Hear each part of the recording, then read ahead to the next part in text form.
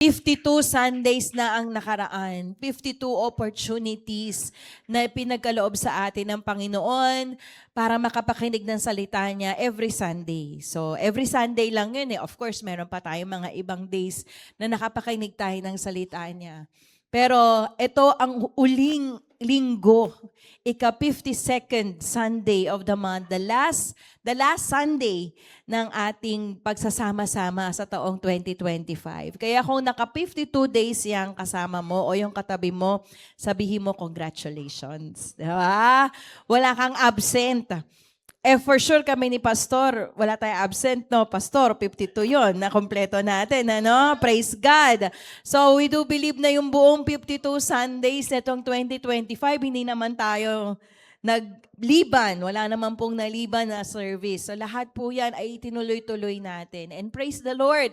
Dahil ito pong ikahuli ay nandito ka pa at buhay pa tayo. Amen. Palakpakan nga natin ng Lord. No, umabot tayo, no? Sa 52 Sunday. So, ibig sabihin, may gagawin. Oh, anak, wag masyado maingay. May gagawin ang Lord. Amen. Sabi mo sa katabi mo, may gagawin ang Lord. Pwede po ba tayong tumayo? We will have our declaration. Ayan, dito po sa Christ the Rock, lagi po tayo nagbe-verbalize ng ating faith. We start on our declaration. Sige po, sabay-sabay tayo. 1, 2, 3. I declare that I stand firmly on His promise. Sorry po. 1, 2, 3. I declare that my faith is growing stronger each day as I continue to trust God in every season. Even when I face challenges or uncertainty, I choose to believe that God is at work, shaping my character and deepening my dependence on Him. I declare that I stand firmly on His promises, knowing that every word He has spoken is true and will never fail. His faithfulness surrounds me, His word strengthens me, and His guidance leads me into victory. This is my declaration in the most powerful name of my Lord and Savior Jesus Christ. Amen. And let us also verbalize yung ating Luke. Sino po bang ako na lang? Hindi ba pwede si Philip? Sige, tawagan natin si Philip. Luke chapter 4, verse 18 to 19. Yan. Kailangan ng anak ko to para lagi niyang name-memorize at talagang tumitimo sa puso niya. Diba? Philip. Luke chapter 4, verse 18 to 19. The Spirit of the Lord is upon me, because He has anointed me to preach the gospel to the poor. He has sent me to heal the brokenhearted, to proclaim liberty to the captives and recovery of sight to the blind, to set at liberty those who are oppressed, and to proclaim the acceptable year of the Lord. Jesus Christ is my Lord, and He is Christ the Rock.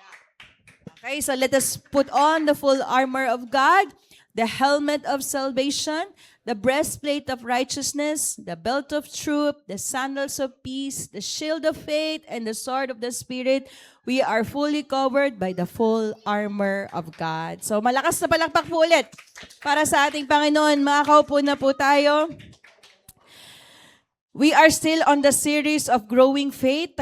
Last Sunday na po natin sa series ng growing faith. And who believes here talagang merong tinuturo sa iyo ang Panginoon sa pagpapalakas ng iyong pananampalataya. Amen. Niluturuan po ba kayo ng Lord? Pinapalakas po ba ng Lord? Nararamdaman niyo ba na kayo ay pinapalakas ng Panginoon with regards to your faith? Yan po ang ating goal, that our faith will be strengthened. Hindi lang po dahil nasa series tayo ng faith, but all throughout this year, approaching 2026, yan po yung panalangin namin sa Christ the Rock Kaipian. May all the people, lahat po tayo dito, talagang i-desire natin na ang faith natin ay talagang lumago. Sabi po dun sa verse na binigay sa atin ni Pastor June on the previous lessons that we have regarding faith, sabi po sa Matthew 17, verse 20, yan, nakalagay po dyan.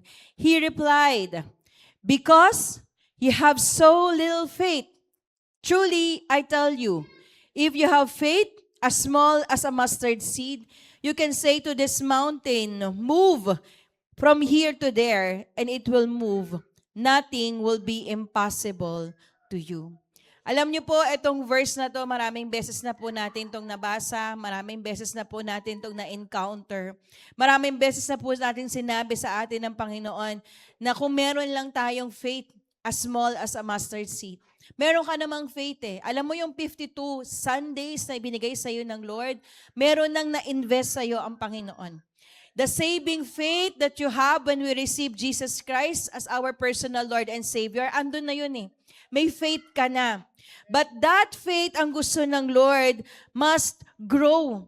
Bakit kailangan pang mag-grow yung faith na yon, Pastora? Bakit hindi ba pwede na lang, yung tinanggap ko si Jesus Christ as my personal Lord and Savior, wala na akong gagawin, okay na ako? Diba? Pwede naman. Kasi ang sabi lang naman sa Bible, tanggapin mo si Kristo, manampalataya ka sa Kanya, at magkakaroon ka ng buhay na walang hanggan. Pero I tell you, if that faith really is working in your life, that faith would really endure to grow. Meron talagang growth na mangyayari sa'yo. Basahin po natin yung succeeding verse bago po yung Matthew 20. Meron pong isang scenario sa Matthew 14 to 19. Bago po nag-verse 20, meron pong 14 to 19. And tignan po natin, ano pong nangyari dun sa 14 to 19? Bakit sinabi ng Lord that kung meron lang tayong pananampalatayang small as a mustard seed, marami na tayong magagawa. Actually, ang sabi po dito, nothing will be impossible to you. Basahin po natin. When they came to the crowd, a man approached Jesus and knelt before him. Lord, have mercy on my son, he said. He has seizures and is suffering greatly. He often falls into the fire or into the water.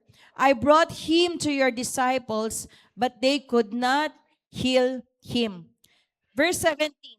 You unbelieving and perverse generation, sabi po ni Jesus, how long I shall stay with you? How long shall I put up with you? Bring the boy here to me. Jesus rebuked the demon, and it came out of the boy, and he was healed at that moment. Last verse, 19 and 19. Sabi niya dito, then the disciples came to him in private and asked, why couldn't we drive this out? Diyan lang po muna tayo sa 19. And after that, pag tutuloy-tuloy po natin, ano po ang connection nitong mga verses na to? On verse 17, makikita po natin dito, our Lord Jesus Christ rebuked the disciples in front of the people. Sabi po ng Lord, you unbelieving and perverse generation. Sabi ni Jesus dito sa verse na to, kayong mga disciples kayo, ang tagal-tagal ko na kayong kasama, bakit hanggang ngayon, in layman's term, okay? Bakit hanggang ngayon, hindi pa kayo makapagpalaya ng mga taong inaalihan ng demonyo? Nakita nyo yung tone? Nakita nyo yung wordings ng Lord? Ako habang binabasa ko to, parang merong ditong, sabi na natin, holy anger. May galit ang Lord, di ba? Parang ang tagal-tagal mo na. Marami na akong naituro sa inyo. Nakita nyo na kung papaano tayo nagpakain ng 5,000 people. Hindi lang isang beses, dinalawa pa natin. Nakita nyo na yung first miracle ko in Canaan, wala nang wine. Nag-create ako ng miracle ng wine and so on and so forth. There were so many miracles during the time. Pero itong situation na to, sinabi ng Lord, hanggang kailan ko ba kayo tuturuan? Sabi dyan how long shall I stay with you? How long shall I put up with you? For all the time na nakikita niyo akong gumagawa ng signs, miracles, and wonders, and I've told you, you will do greater things than this. Sabi niya sa mga disciples. Pero etong faith, etong situation na to, na yung tatay, dinala niya yung anak niya sa inyo, wala kayong nagawa. 'Di ba? Sabi ng Lord, anak, you need to grow. Sabi ni Jesus sa atin ngayon, sinasabi sa atin ng Panginoon, I've already given you 52 Sundays. Yan, ganat sa layman's term. 52 Sundays, anak, prepare kita. Finil kita ng word ko, umaasa ako na sa bawat Sunday na nakikinig ka ng salita ng Panginoon ay talagang nire-receive mo ang bawat word. Pero anong nangyari? Diba? There will always be challenges ahead of us. There will always be times that we will be in doubt of our faith. But God does not want us to doubt. He wants us to level up our faith. Kaya nga itong nag-uusap nga kami ni Pastor June, sabi ni Pastor June, kasi nga nung time po na to, ito po yung time na sinama po ni Jesus, si Peter, si John, at si James, pumunta po sila sa mountain, nag-pray sila. Etong mga disciples na naiwan, ito po yung mga nag-cast out ng demons dito sa bata na hindi umalis. Ang sabi nga dito sa mga previous lesson natin is, nung kasama nila si Jesus, kaya nila. Pero nung umalis na si Jesus, na shorthand na yung faith nila. And hindi yun yung gusto ng Lord sa atin. Kaya nga sabi ng Lord, hanggang kailan ko kayo tuturuan? The disciples were confused and of course humiliated. Kasi in front of the people, di ba sinabi ng Lord. So they asked the Lord in private, sabi po sa verse 19. Then the disciples came to Jesus in private and asked, why couldn't we drive it out? Lord, bakit? Bakit hindi ko kaya? Meron ba mga sitwasyon sa buhay ninyo ngayon that you are asking God, Lord, bakit hindi ko kaya? Tagal-tagal ko nang nagsuserve, ang tagal-tagal ko nang umaattend ng service. Pero bakit may mga bagay pa rin sa buhay ko na hindi ko kaya? Natanong nyo na po ba yon sa buhay nyo? Natanong nyo na po ba yon? Lord, ang tagal ko nang umaattend ng Christ the Rock. Ang tagal ko nang nagpe-pray. Pero bakit hanggang ngayon, hindi ko pa rin ma-overcome? Bakit hindi ko pa rin magawa? Bakit palaging may kulang? Nagta-tithes and offering naman ako. Even nag-honoring ako. Bakit palaging kulang? Bakit, Lord? Ginawa ko naman ang lahat. Yan yung pong mga questions na tinatanong natin sa ating Panginoon. On our private moments, actually hindi lang mga question yan. Minsan pa nga may luha yang kasama. Ang daming bakit. Bakit, Lord? Bakit, Lord? But you know what? Kailangan mo nang iparealize ng Lord sa atin. Anak, may faith ka naman eh. Ang problema, kulang. Lord, anong ibig sabihin mo? Hindi ba pwede yung faith ko na lang? Sabi, di ba, small as a mustard seed? Yun nga, anak eh. Kahit maliit na mustard seed, hindi sapat. Kulang. Mas maliit pa sa mustard seed yung faith mo. Pero may faith ka. Huwag kang panghinaan ng loob, kapatid. May faith ka. Kaya lang, kailangan lang iparealize sa'yo ng Panginoon na kulang. Sabihin nyo nga sa atin, kulang. Kulang. Pero kung mag-e-effort tayo, kung palalaguin natin, ano daw ang kapalit? Ano daw ang resulta? Nothing will be impossible. God didn't require us to have a mustard tree faith. God requires us to have a mustard seed faith. Ang mustard tree po kasi malaking tree yan eh. Maraming mga ibon ang nagsishelter, nagne-nest sa mustard tree na faith. Pero hindi yon ang nire-required sa atin ng Lord. He wants us to have a mustard seed faith. For in that faith, nothing will be impossible. That is why marami namang mga Christians may faith talaga eh. Bakit hindi nag-work yung faith? Bakit hindi ma-compare sa mustard seed faith? Ito po yung faith na tinatawag ngayon dyan. This is a stagnant faith. A stuck-up faith. So many things seems to be impossible. Not because walang faith, but because faith needs to level up. Hindi naman dahil wala kang faith eh. Actually, yung faith na yan, ang dami na niyang na-move na mountains. Tama? Yung faith na yan, ang dami niya na na-overcome. Na-overcome niya na yung antok sa church. Di ba? Dati nasa church ka, talagang pag nagsa-service, antok na antok ka. Pero ngayon, Lord, na-overcome ko na. Hindi na ako nakakatulog. Amen. Ito ba isa, yung faith na yan dati, hindi makapagtaas ng kamay yan pag nag-worship. Pero ngayon, ay itataas na yung kamay niya. Faith yan, kapatid. Yan ay mga small gestures ng faith. Kaya lang, it doesn't end there. It doesn't end there. Meron pang next level na faith na kailangan pantayan para yung mga problemang imposible sa buhay mo ay kayang maging posible. May puhunan ka. O para tayong negosyo, di ba? Sabi mo sa katabi mo, may puhunan ka. Di ba? No, isang araw, tinatanong ko si Ate Eden, itong darating na taon, kung bibigyan ka ng puhunan, anong sisimulan mong negosyo? May puhunan ka na, Ate Eden, hindi palang lumalabas. May faith ka eh. That is one sort of investment.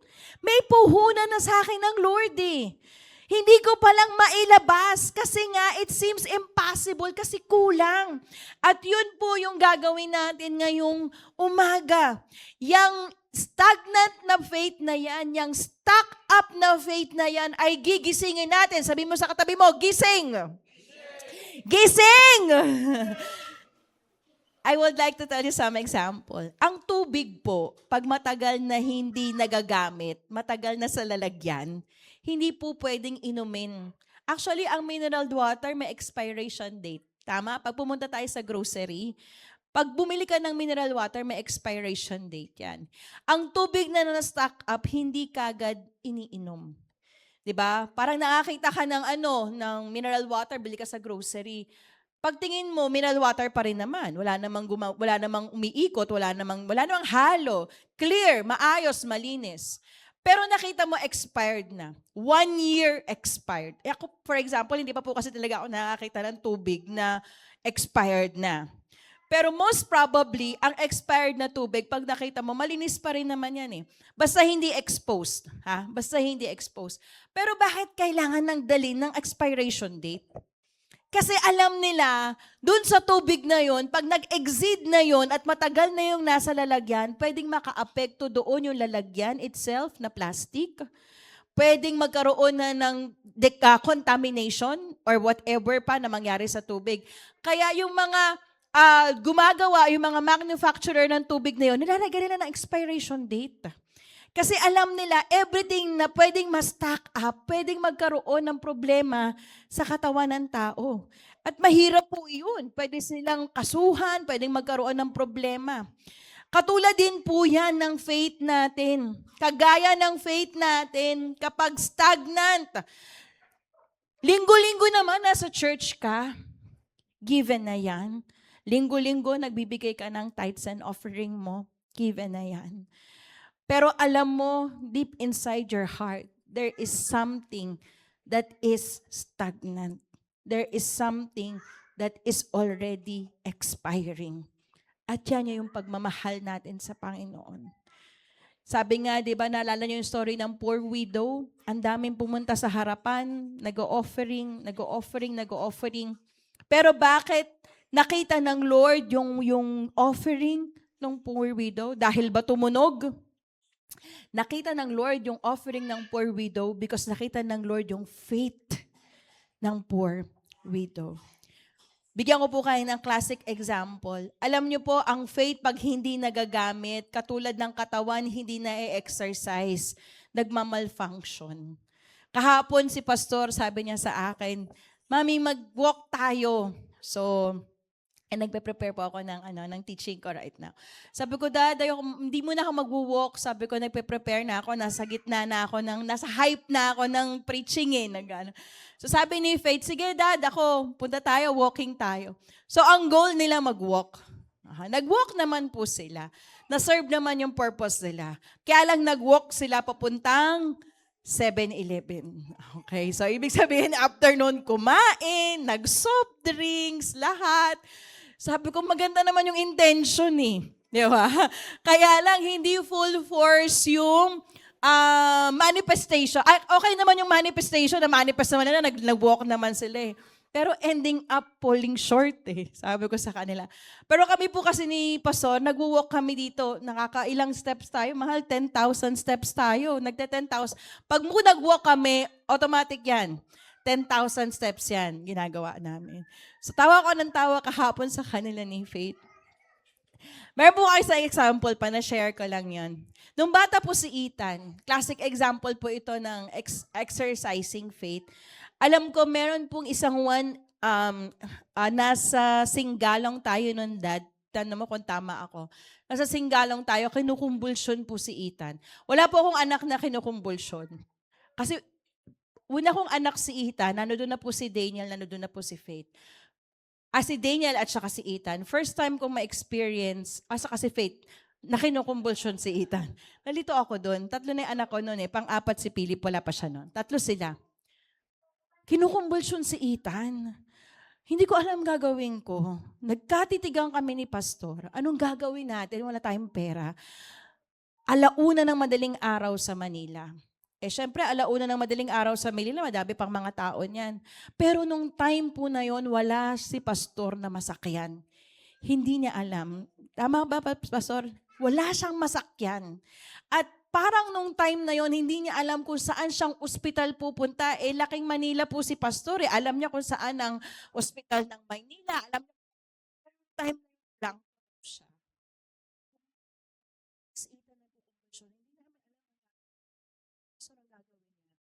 Nakita niya na si Ethan ay nasa kamay niya.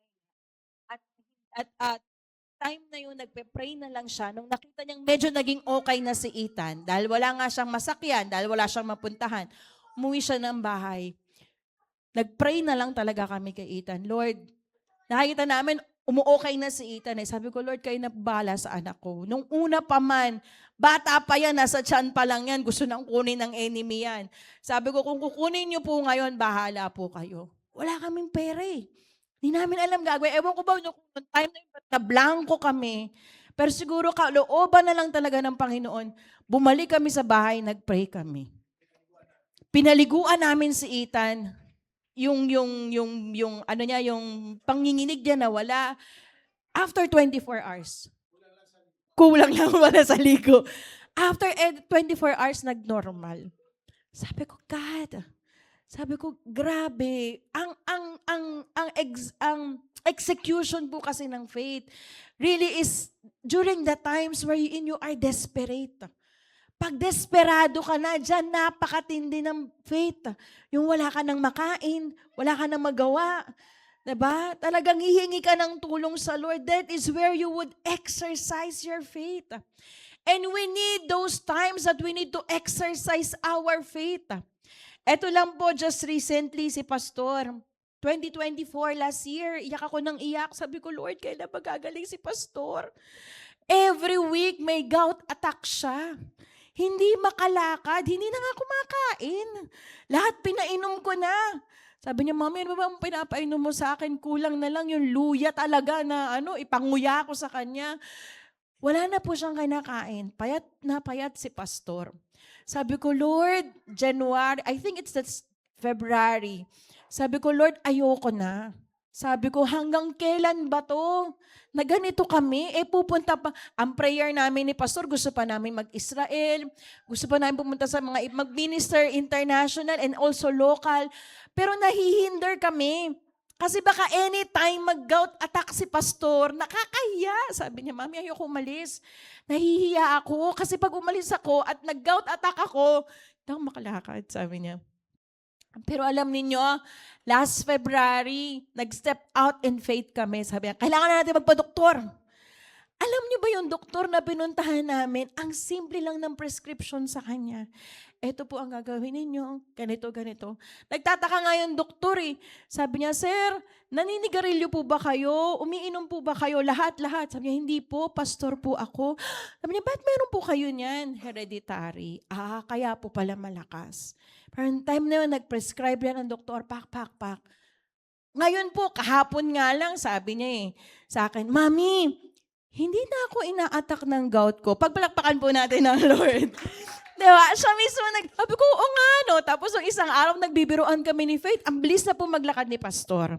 May one time kami sa mall, akala namin, mauunahan namin siya papunta ng sasakyan. Nagulat kami, nasa sasakyan na siya. Takbo kami ni Faith doon sa parking. Ang dami pang nangyari sa amin. That is how faith can happen sa buhay natin. Of course, ginagamit po ng Lord ang mga doktor, kaya hindi po natin i-disregard yan.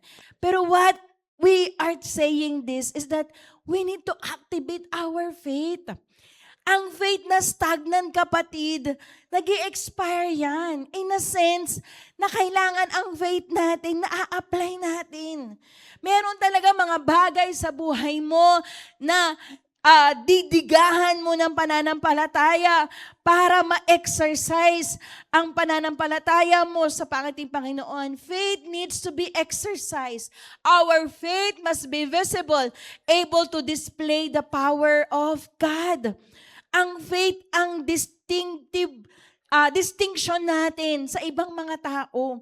Kung bakit tayo, kahit nasa gitna tayo ng problema, kahit natin sabihin, praise the Lord, kasi may faith tayo.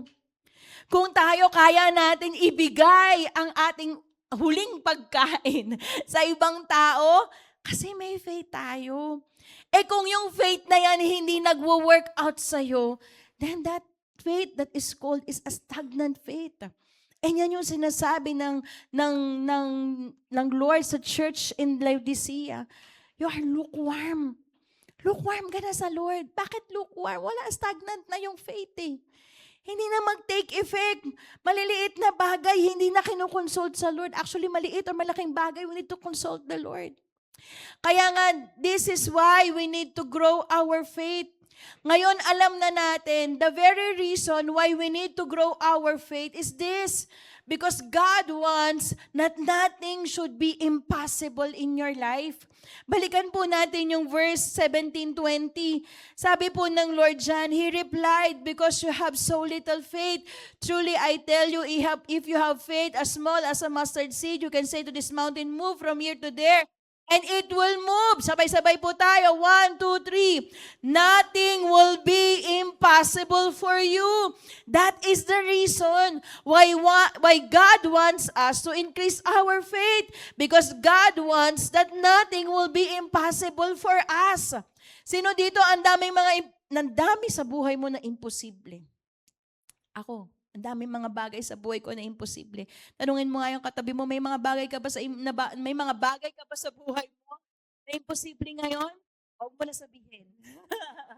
Secret tayo, di ba? We need to grow our faith so that nothing can be impossible for us. Pwede po ba natin palakpakan ng Lord? Ngayon, nasagot na. Alam niyo po yung series ng faith na itinuturo namin ni Pastor is we need you to desire growing your faith. Bakit kailangan natin mag-grow ang faith natin? Again, because of this. Nothing can be impossible for us. If you are confronted with impossibilities, increase your faith, and impossibilities or impossible things will decrease. Ito po isa sa natutunan ko, and lagi ko sinishare sa inyo, natutunan ko po kay Bishop Anthony. Sabi niya, faith is our currency. Sa Pilipinas po, ang currency natin ay peso. Yan, marami kang peso, marami kang pera. Yan, rhyme yan eh, peso, pera.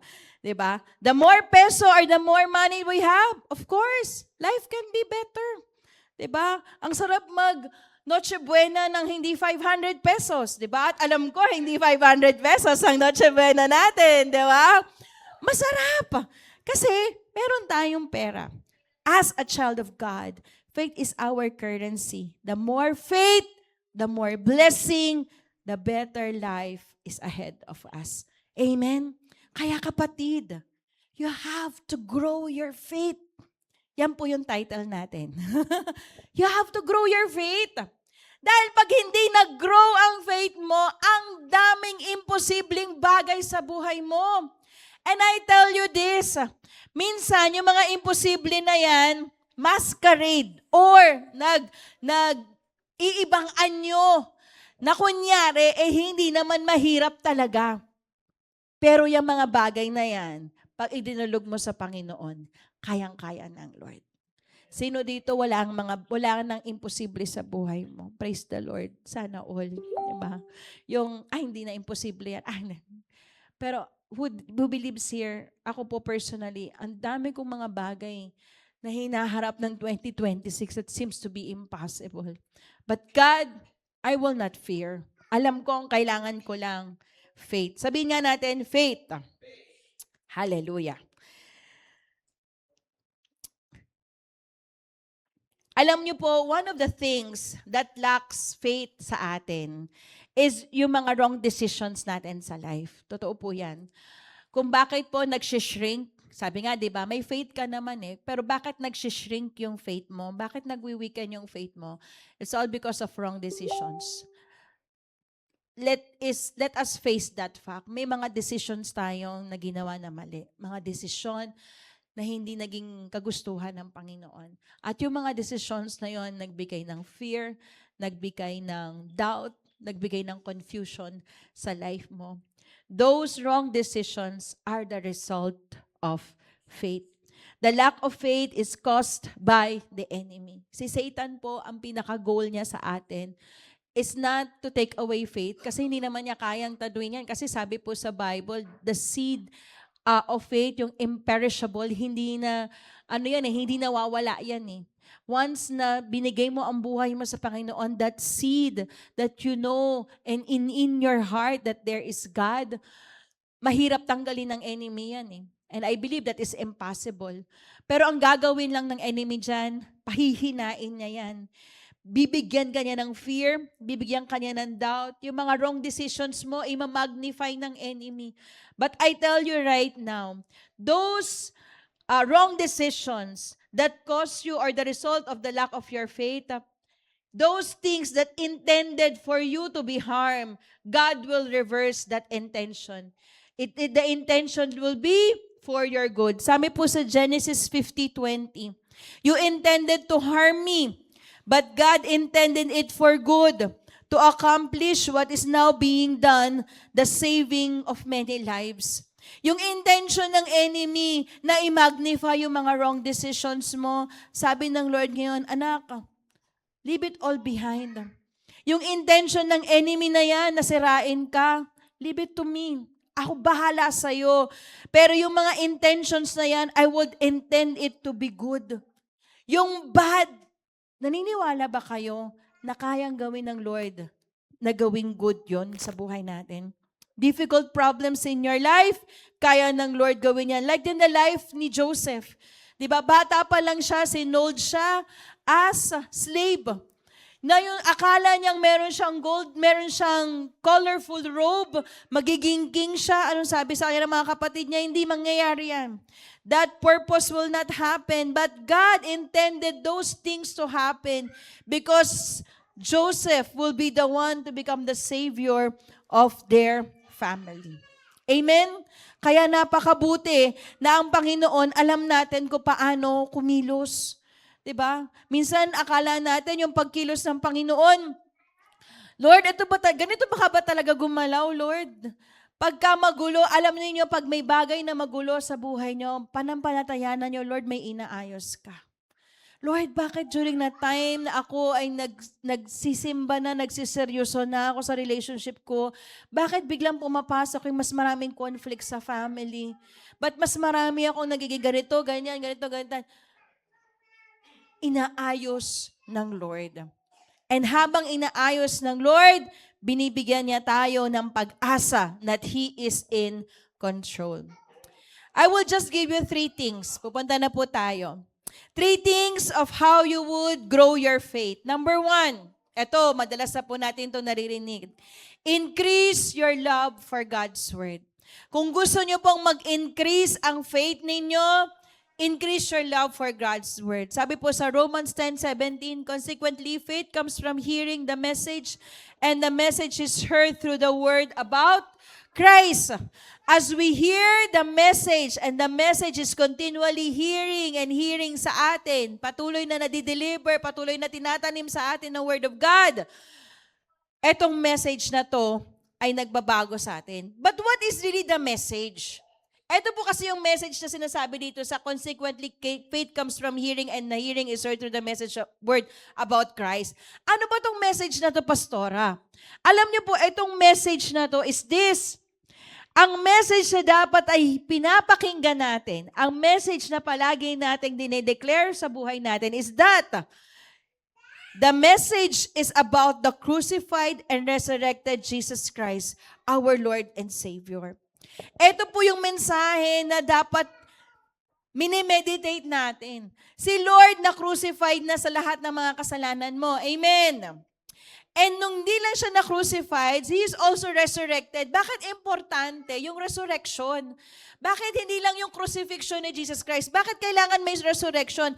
Kasi yung resurrection ni Jesus Christ, yan ang nagbigay sa iyo ng buhay to overcome death. Hindi lang na-crucify, hindi lang patay ang ating Panginoon, buhay siya. Amen. Kaya nga palagi kong sinasabi, pagpurihan natin ang ating Diyos na buhay because the resurrection of Jesus Christ is our hope. Na ikaw, ano man ang pinagdadaanan mo ngayong mga problema sa buhay mo, you are serving a resurrected God. Sabi po sa Bible, yung body na nag-resurrect kay Jesus Christ, doon sa tomb. Okay, alalayan lang po natin ang mga bata. 3 lang yan. Praise the Lord. Yan. Sige, okay lang sila. Basta kalwaan lang natin. Okay? Yung nag-resurrect na spirit kay Jesus Christ from the tomb, yun din ang magre-resurrect sa'yo. Kaya walang imposible sa'yo. Amen.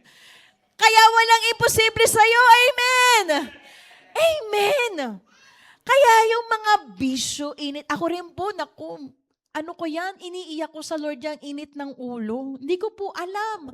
Bakit ba noong mga panahon na ang mga anak ko ay nasa elementary, grabe, ang init po talaga ng ulo ko sa kanila.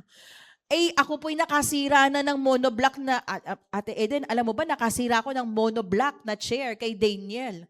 Sa sobrang galit ko. Talagang naihampas ko yung monoblock na chair. Ganun na po kaka-warprig. Hindi kay Daniel. Mga 12 inches away. Isang ruler. Grabe galit ko. And he was just like grade 5 or grade 6. Talagang sa sobrang galit ko, nasa Commonwealth kami, kinuha kay monoblock na chair. Talagang hinampas ko eh. Sabi ko, Lord, bakit ako may ganitong galit? Saan nanggagaling yung galit na to? Sabi ko, napaka-warprig ko. Anak ko na yun. Nakasira na po ako ng damit. Kay Daniel din. Bag ko si Daniel. Harbat ko talaga yung damit niya. Nasira eh. Ilang sando ang nasira niyan, di ba? Mabait kasi. Talagang may plano ang Lord sa buhay niya. Ganon yung galit ko. Tinanong ko ngayon sa Lord, Lord, saan ba galing yung galit na to? Bakit ganito siya katindi? Umiiyak ako sa Lord noon. Sabi ko, Lord, ayoko ng ganitong galit. Parang daw Kristiyano. Sabi ko, buti pa yung mga nanay na kaya nilang pagtimpian yung ako, hindi ko kaya, Lord. Sabi ko, ang lalim ng galit. Umiiyak ako nun sa Lord. Ayun, naiiyak na naman ako. Umiiyak ako nun sa Lord. Sabi ko, Lord, anak ko yun. Sabi ko, bakit ko sinasaktan? And yung time na yun, sabi ko, Lord, this has to stop. Sabi ko, something needs to change. Teka, nag-pray ako nun. Sabi ko, this has to end. Sabi ko, yung mga anak ko, lalaki sila. Ayoko makita nila na nagpapastor yung mga magulang nila, pero galit na galit sa kanila. Di ba? So sabi ko, in-struggle ko po talaga yun. Mineditate ko po talaga yun sa Lord. Lord, sabi ko, palayain mo ko, Lord. And praise God, sabi ko, nung time na po na nahi-heal na rin kami, nag-aayos na rin kami, sabi ko, Lord, wala pala talagang imposible sa Panginoon. Palakpakan natin ang Lord. Walang imposible sa Lord. Kaya yung iniisip mo, bisyo, problema, finances, Pag dinulog mo yan sa Panginoon, alam mo merong gagawin ng Lord. Meron kang mensahe na kaya mong panindigan sa word niya. Lord, I have been crucified with Christ. Yung body ko ngayon is no longer for me. This is already crucified for you. Ba? And that crucifixion, yung namatay ka sa mga kasalanan na to and you were resurrected is already a proof that I can overcome. And alam niyo po ngayon, praise God. Sabi ko nga, nagagalit pa rin naman ako. Hindi ko naman po sinabing hindi na ako nagagalit. Pero I learned to control my heart. I learned to know kung saan ako papasok, kung paano ako magsasalita. Although, of course, si Pastor June, may mga times pa rin, Mami, masyadong ganito. Pero alam ko deep inside of me, malaki na pinagbago ko. Tama ba mga anak? Tama ba, Daniel? Sabi ko, Lord, salamat. Kasi kahit pastor, ako po ay pastor, we are not prone. Hindi kami prone. Wala kaming parang, kumbaga sa construction, waterproofing. Walang ganun. Immune. Walang immunity. Pero pag lumakapit tayo sa Panginoon and humble ourselves before God, God will be the one to give us the reason to overcome. Nakita ko po kasi yung word niya na sa buhay ko, dapat talagang makita ang pagbabago ng Panginoon.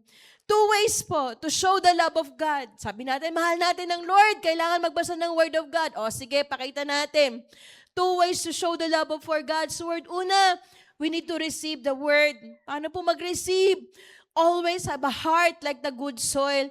Na-share ko po to nun sa soaking night about the good soil.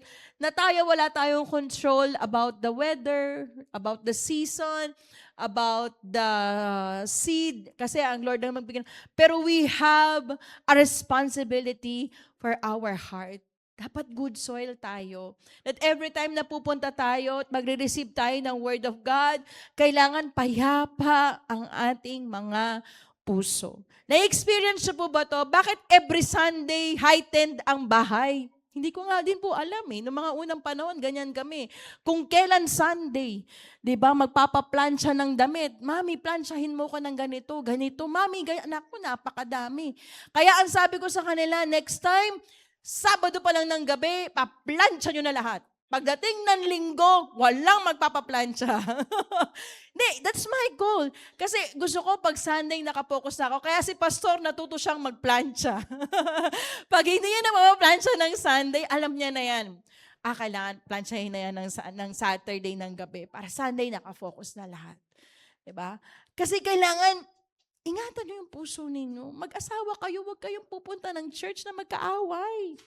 Diba? Magbati muna kayo, nanay mo, naging kaaway mo.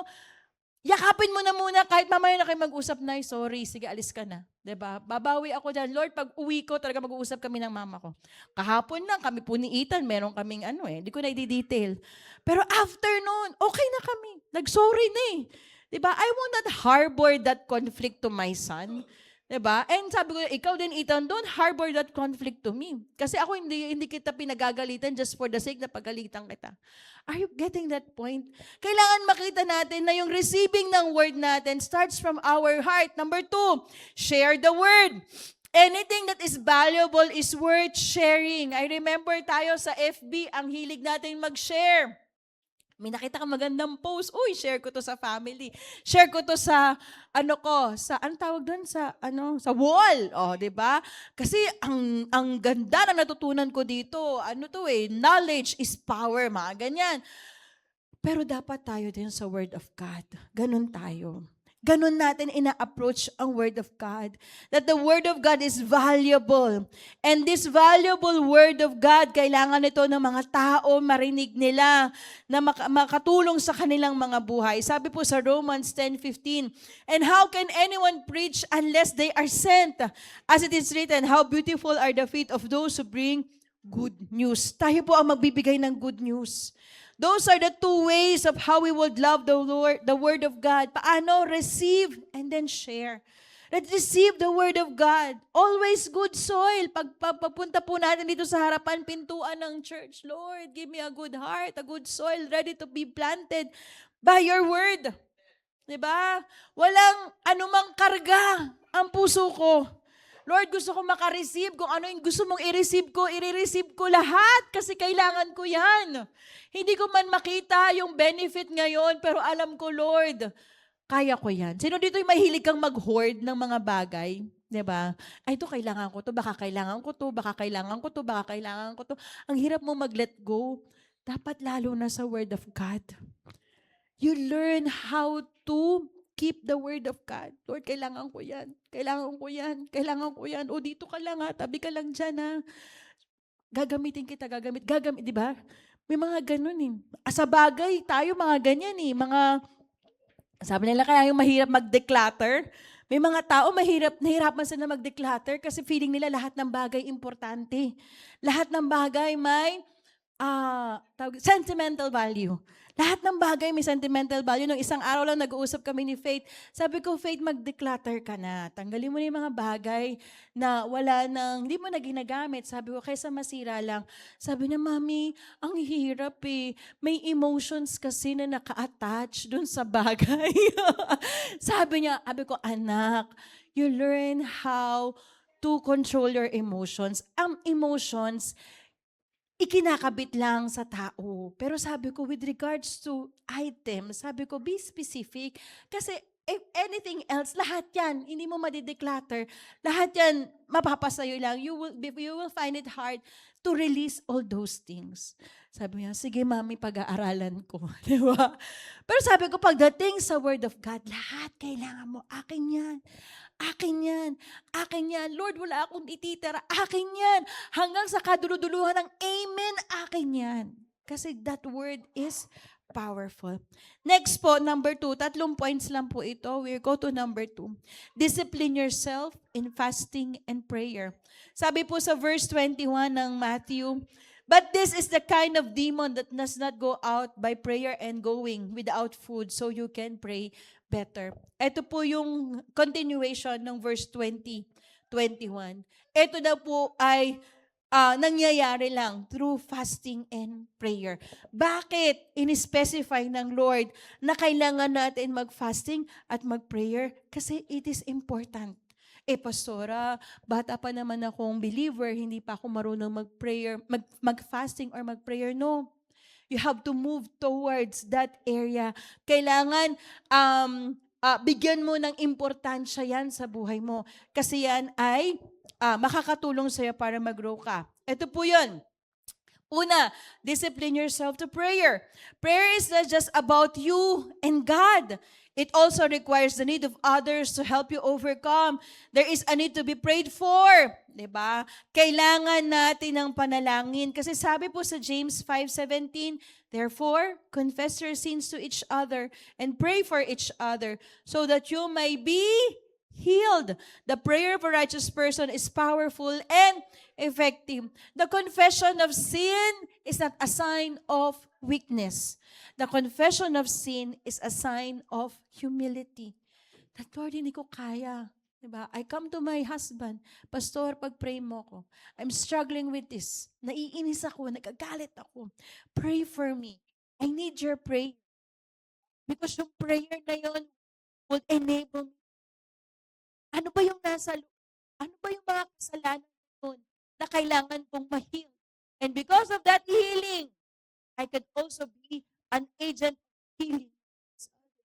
Also, in Jeremiah 33 verse 3, sabi dyan, call to me and I will answer you and tell you great and unsearchable things you do not know.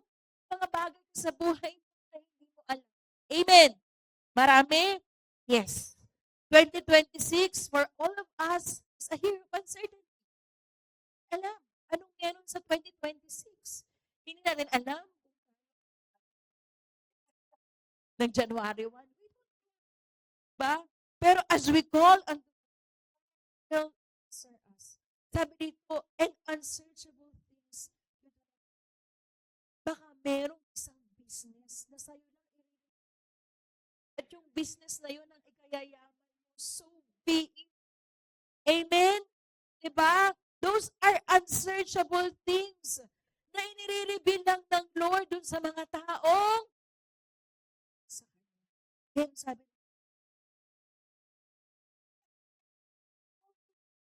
I will answer you and tell you great, unsearchable things. Hindi mo pa alam. Amen. Next, discipline. Discipline yourself fasting. Kanina po, let's go to fasting. Fasting is all about humbling ourselves to God. Sabi po sa Psalms 35 verse 13, yet, when they were ill, I put on sacrifice myself with fasting. When my prayers returned to me. Sabi po ni David, noong pong panahon na siya ay may sakit, noong pong panahon na siya ay the ears or the voice of God ay hindi niya naririnig. Sabi ni David, I humble myself with fasting. When my prayers return to me unanswered. Kapatid, marami ka bang unanswered na prayer?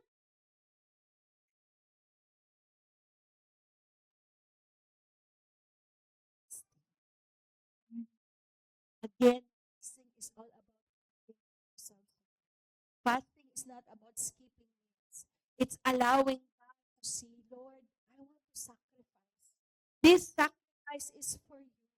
This sacrifice is abstaining my personal desire. Kasi po, ang food, ang pinakamahirap tanggihan. Tama ba? Ngayon, nasa season tayo ng holiday. Diba? Ang hirap tanggihan ng pagkain. Pero yan po ang pinakamatinding tool din na dapat natin maintindihan para sabihin natin sa Lord, I surrender. Diba? Fasting is about gaining grounds in the spiritual realm. Sabi po sa Isaiah 58 verse 6, it is not this kind of fasting that I have chosen to loose the chains of injustice and untie the cords of the yoke, to set the oppressed free and break every yoke. We are spiritual beings. And our enemy is at work in his best always. Alam niyo ba na ang demonyo hindi nagpapahinga? Diba? Alam niyang malapit na dumating ang Lord.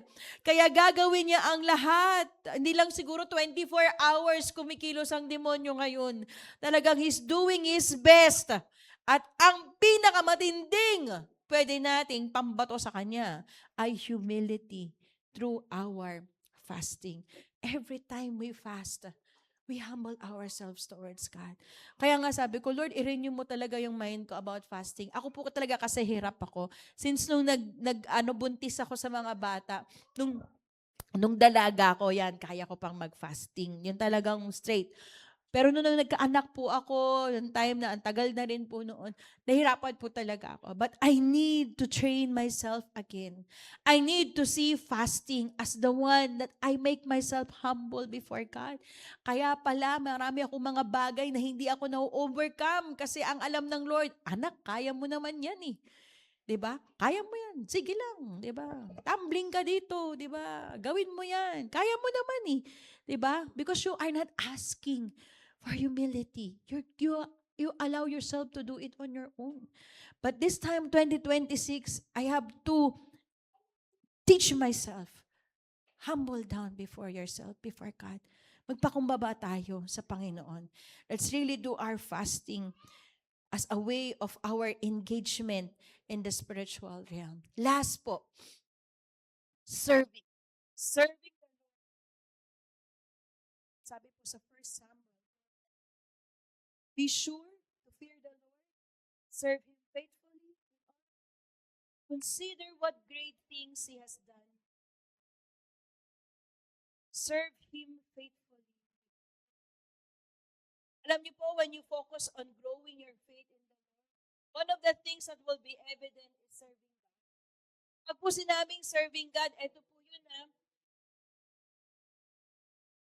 you make every opportunity na maipakita mo sa Panginoon na, Lord, kaya kong ibalik sa'yo yung mga pinabigay mo sa akin. And when we serve, ibig po sabihin yan, meron tayong master. And yung master natin is worthy of our service. Serving the Lord preserves our family. Serving the Lord preserves our faith to be passed on to the next generation. Yun po yung ipinaglalaban natin dito.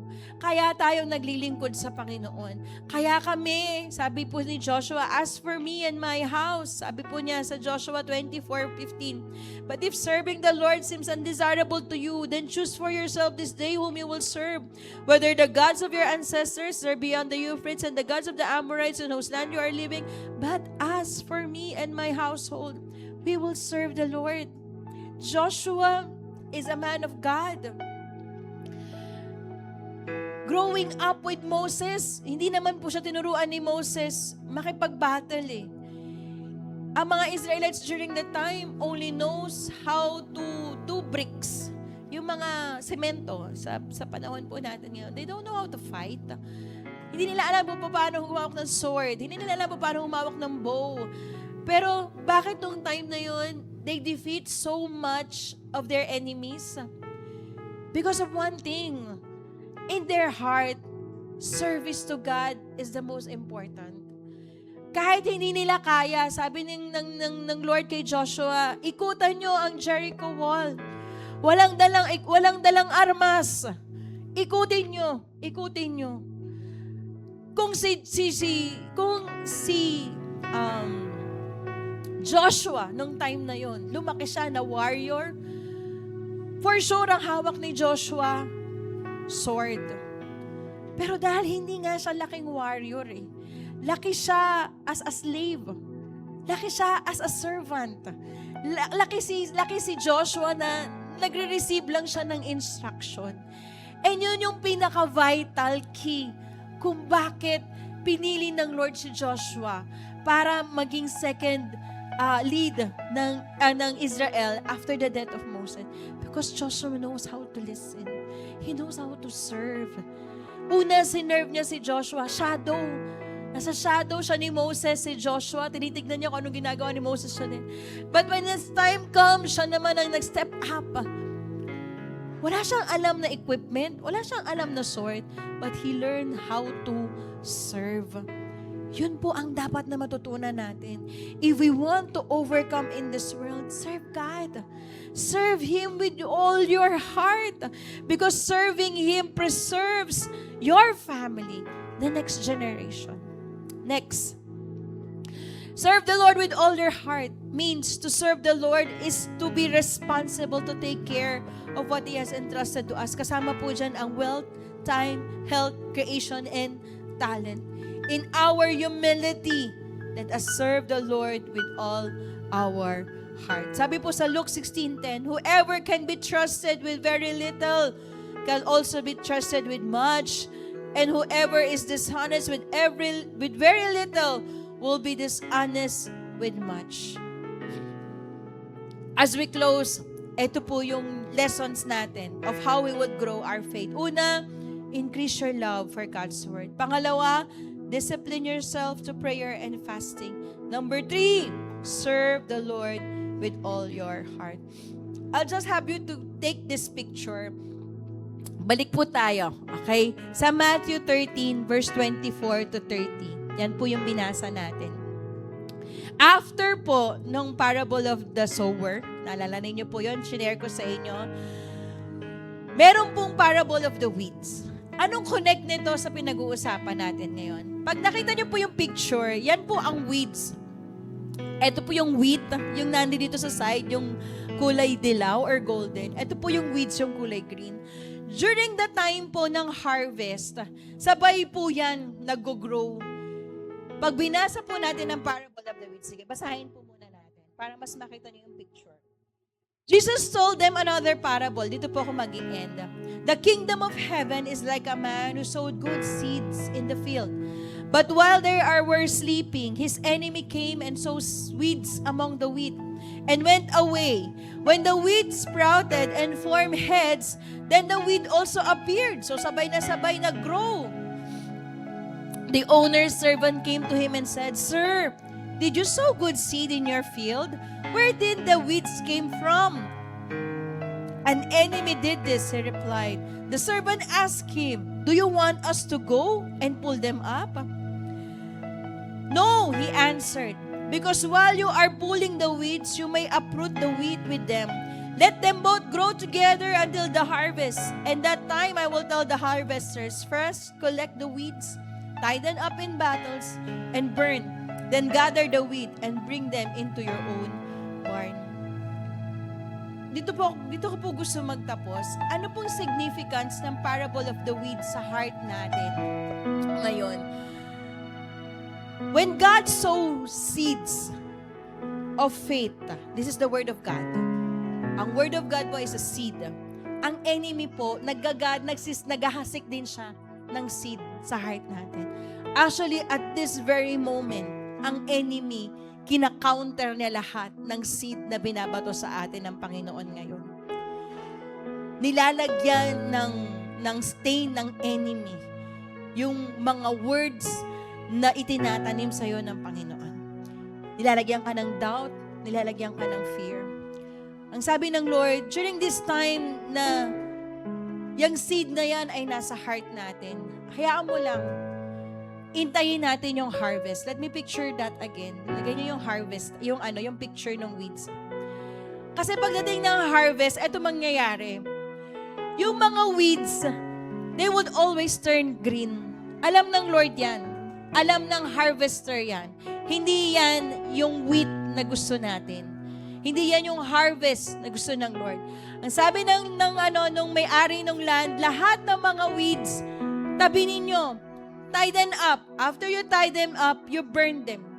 Hindi naman natin kailangan yan eh. 'Di ba? Ang kailangan natin yung wheat. Pero habang lumalago yung mga yan, sabay sila ng sabay, hindi nyo po madidistinguish yung pagkakaiba nila. Parehong-pareho sila. But, when the time or harvest come, madidistinguish ng Lord kung sino ang wheat at kung sino ang wheat. Ganon din yun sa puso natin, mga kapatid. May mga salita ng Panginoon na nilagay na sa puso natin. Ang enemy, nilalagay niya ng doubt. Naniniwala ka talaga pag yayamanin ka ng Lord. Dami mo problema ngayon. Dami mo pang ang utang eh. 'Di ba? Dinideclare mo 2026, nakakaahon ka, hindi. 'Di ba? And suddenly, it falls you apart. Suddenly, sinasabi mo, oo nga no, oo nga no, oo nga no. Kaya yung mga weeds, nag-grow. Pero hindi papayag ang Panginoon. Kasi alam niya yung tanim ng salita na nilagay niya sa puso mo, mag-grow din yan. At yan ang gagamitin niya para maging malakas ka. I want you to all rise up. Tumayo po tayong lahat. Magkakaroon tayo ng mental picture ngayon para mas maunawaan natin. I want you to all close your eyes. Okay? Munang isipin niyang katabi mo. We will have this mental picture. A seed of faith is planted in you. All eyes closed. A seed of faith is planted in you. But also, weeds is growing in your life. Today, God wants to place a picture in your mind. We will have this mental picture. Imaginein mo to, kapatid. You are on a harvest field right now. That is your life. Nasa malaki kang palayan that represents your life. Imagine that. And right now, a harvest is taking place.